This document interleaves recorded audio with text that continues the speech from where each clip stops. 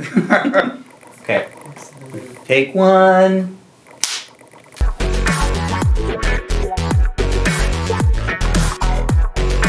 Hi everyone. Today we have Rita with us, and we're excited to have her here. So, Dr. Robin. Rita and I know each other for a long time, so I'm very excited to have you here. Tell everybody a little bit about yourself and the company that you're at. Very exciting project that you're at. Okay, let me start. I was like talking about myself. Just to bring it into context, I've been doing learning and development for more than 20 years. And for about 18 of those years, I've been consulting, doing project work, contracting. And Helmsley, Fraser, which is where I'm at now, what I find about this company, what I found about it is that it's a really good match for me and my background and what I'm bringing to the L&D industry. And that's, they've been in existence for 30 years. Wow. Stemming from the UK, have offices in Germany, in the United States, and in Canada. So I've recently joined them to kind of lead the Canadian market and really put our footprint here. Right. And we are a boutique learning and development service provider. Well, that's exciting. Yeah. So if you're looking at what human resources trends looking like post-pandemic, what does that look like right now? Things have changed. It's not the way we know it. It's absolutely different to what it was even 2 years ago. But the thing is, I wonder, right, because a lot of these issues or concerns, they probably were in existence before, but the pandemic may have pushed it more so out. Yeah. So let me talk about, the first one I want to talk about is the experience. The learner as in learning, but the employee is actually driving everything right now. It's all about them. Right. If they don't want to stay at a company anymore, they will leave and they will not hesitate to do so. Right. That time of staying with it, sticking with it, I'll just wait or I'll just next year or next month, that doesn't happen anymore. Right. This has just put us in a whole different perspective and they're looking out for themselves as number one. So companies need to take note of that. And I think you've heard the term the Great Resignation. That's absolutely real. But what's happening is there's something odd because they've left, employees have left, and companies are now going back to some of them and saying, well, you know what, Robin, you wanted 4-day work week or you wanted to work flex hours. We're going to give it to you. Come back. Right. So that's interesting to see.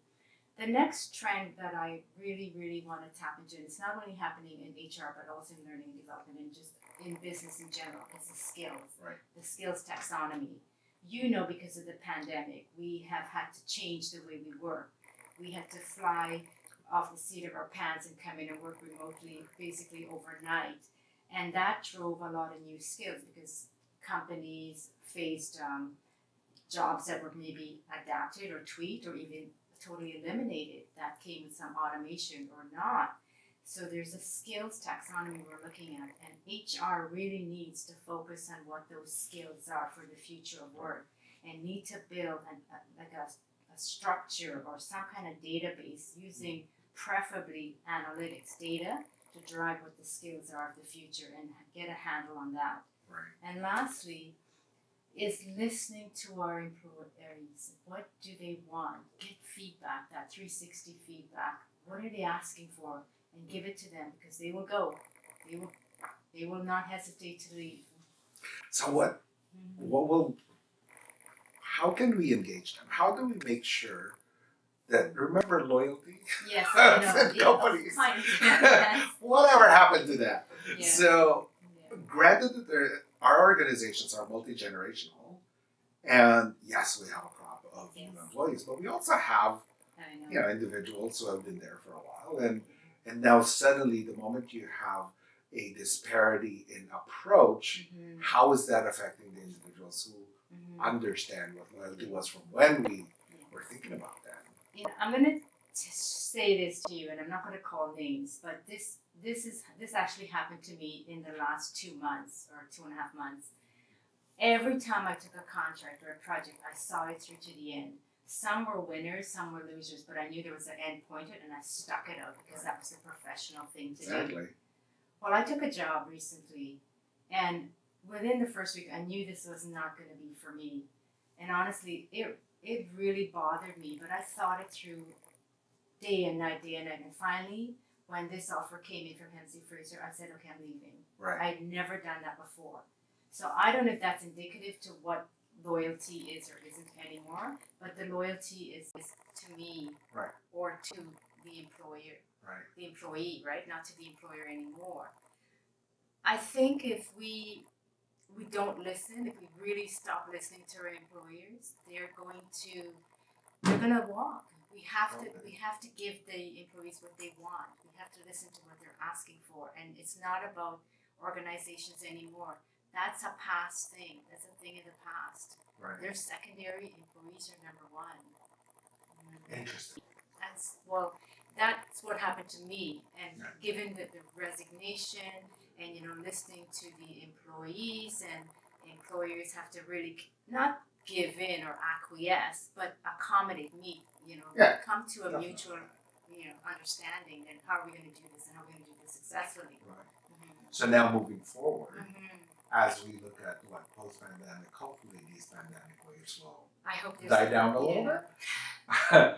So putting your future thinking hat on, what would that look like in the world of learning and development? Okay, again, it's a huge shift. And, hats off to the HR and learning and development that brought us through the pandemic, bringing us into remote working. And let me say this, taking PowerPoint slides and flipping it into something online is not e-learning or not digital learning. Right. Having said that, micro-learning is going to continue. It's going to continue as a trend, all right? Whether it's video, whether it's gamification, whether it's digital, it's interaction, it's engaging, and Right. it's chunks, not massively, overly exhaustive courses. So micro-learning is here to stay. We want it or we don't want it, we've got to get on that bandwagon. Second is, we should look at learning in the flow of work as a trend, because before pandemic, okay, we would go to training and we would get lots and lots of training, things we don't need, things that, okay, it's nice to have or nice to know or great to get all this information. It's like subject matter experts teaching or training. They want to tell you everything, but I don't need to know everything. Just give me the skinny, right? Learning in the flow of work is basically that. So once you've got your formal training, you've got learning in the flow of work. And in what we say in business is like if I'm processing something and I've forgotten the step, 1 or 2 clicks most to pull up a job aid to say, okay, here's what I'm doing, and it's right there, right beside to guide me through the step. That's in the flow of work. So I'm not breaking my workflow. I'm actually adding into it, and when I'm done, I send it back and continue on. So that trend is going to become even bigger. If no one's on that bandwagon, consider it. And the last one is designing for the moment of need. Okay, it's great to have these great long 2 weeks, 3 weeks. I used to work at the bank, and induction training was 12 weeks. Right. It's lovely to have that, but it doesn't serve the purpose because you forget more than half, 3/4 of that information. So designing for the moment of need. If I need to know something for the very first time, let me have that training. If I need something to support, like in the flow of work, let me have that. If there's a big change coming, let me have that change training. Or if there's a disruption like the pandemic, let me have that. So designing for the moment of need. And I fear that we're not there yet to understand or to grasp what that means and how to design for it. Are we creating checklist people then? Because that's a bit of a challenge. It is, but this comes with, people say they're in learning and people say they're in learning and development. Okay. Right. Okay, and I'm not bashing anyone. This is just after doing this for so many years, and you've been in this industry long. Way too long. Okay, long as 5 areas of learning and development: the needs analysis, the instructional design, the facilitation, supporting transfer of knowledge, and evaluation. Many people in this industry master 1. maybe 2. Yeah. It's unlike you have all 5. Like we who do consulting, we get the opportunity to hone our skills in all 5 areas. So when you truly understand the 5 prongs, then you're a learning and development professional. Okay. But if you only come with one skill set, instructional design, that doesn't give you the breadth and the depth of knowledge you need to do this. Right. So you can do it if you really understand the 5 prongs of learning and development. That's what I would say. Totally agree with you. Okay. Now, when it comes to critical thinking, which we've always seen as a sometimes diametrically opposed to a checklist, Yes. and we want that skill to be embedded into all of our learning professionals or anybody at this point, right? Yeah. How do we now make sure that that's in place? Because things can go wrong. Yes. And Yes. without the critical thinking skills, and people go by checklists and procedures, they go, but it's not in a procedure. Yes. So now and then they go back to the procedure again. And you're like, let's think this through. Let's think this through. And I think that comes back to that personalized learning, because in the beginning or midway through the pandemic, people were saying, we're going to switch from that admin-centric learning, where your LMS, your learning management system, and we're going to push all the learning out to you. Right. But if that changed to personalized or learner-centric, right? So if I'm a learner and I know that's a gap, it's a gap for me, heck, I'm going to pick up that skill, that critical thinking.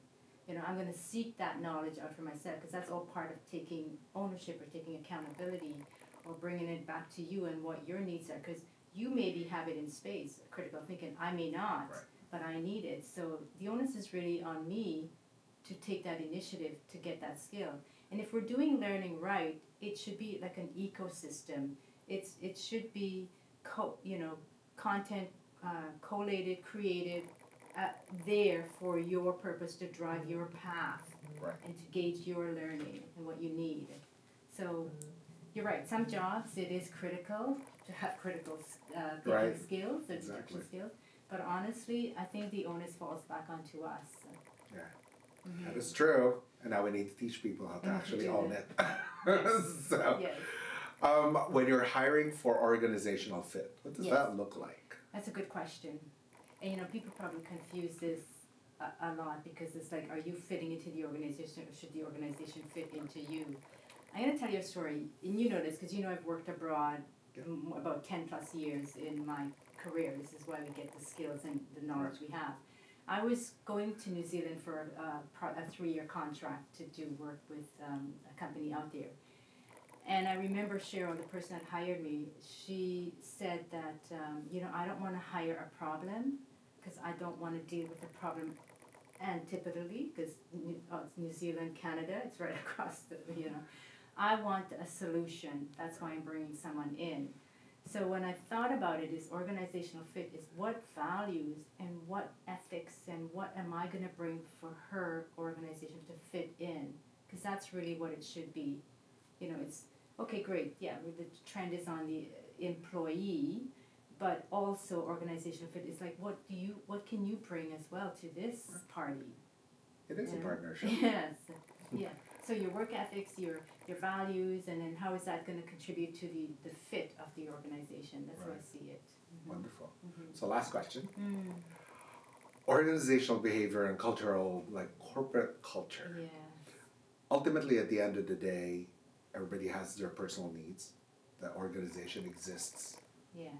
because of whatever reason, whether it's for nonprofit reasons, for profit reasons, and so forth. How do you mesh those two? Because now that what's happening with the world of all about me, and then all of what we have just discussed, how does that work? What does that look like? Organizational Behavior and corporate culture. And corporate culture.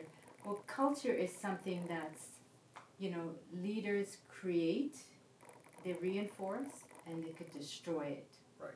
They could absolutely, because if you have a bad leader, and if they were bad face-to-face leadership and come remote, it's even worse. They've even failed you doubly. But culture is something it's like the air we breathe. You can't see it. It's not a hard, tangible thing. It's intangible. Right. But it exists. And the right culture will drive the success of the organization. So I think all that comes into the behavior of everyone collectively, whereas organizational fit is individual. Me, you, what are we doing? How do we fit in? But on the flip side of culture, it's a collective, because that will gauge the success of the business. That's wonderful. Thank you so much for doing this. Thank you, Dr. And appreciate all of the insights. Go watch out for more information on learning in any of the professional associations that you're a part of, as well as Rita's company, Helmsley Fraser, is going to be down below. You can see it as well, and all the links will be there for you. So thank you very much. Thanks. Have a great day. Okay. See you later. Bye.